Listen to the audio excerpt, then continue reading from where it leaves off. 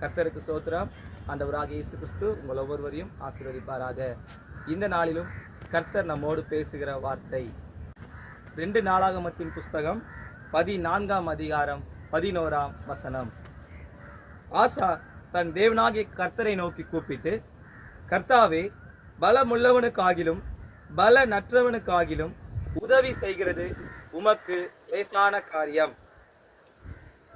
எங்கள் தேவனாகிய கர்த்தாவே, எங்களுக்கு துணை நில்லும். உம்மை சார்ந்து உம்முடைய நாமத்தில் ஏராளமான இந்த கூட்டத்திற்கு எதிராக வந்தோம். கர்த்தாவே, நீர் எங்கள் தேவன், மனுஷன் உம்மை மேற்கொள்ள விடாதேயும் என்றான். இந்த நாளிலும் ஆண்டவர் நம்மோடு பேசுகிற வார்த்தை என்னவென்றால், ஆசா கர்த்தரை நோக்கி கூப்பிடுகிறான்.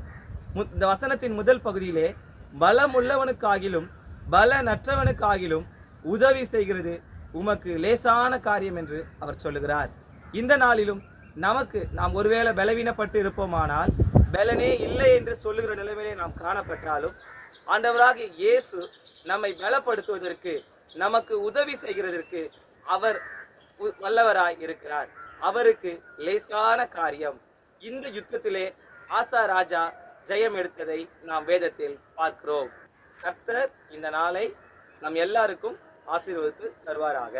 அனுதினமும் ஆண்டவருடைய வார்த்தையை பெற்றுக்கொள்ள இன்ஸ்டாகிராம், ஃபேஸ்புக், யூடியூப் சேனலை ஃபாலோ அண்ட் சப்ஸ்கிரைப் பண்ணுங்கள். உங்களது ஜெப உதவிக்கு திரையில் காண்கிற தொலைபேசி எண்களை தொடர்பு கொள்ளலாம்.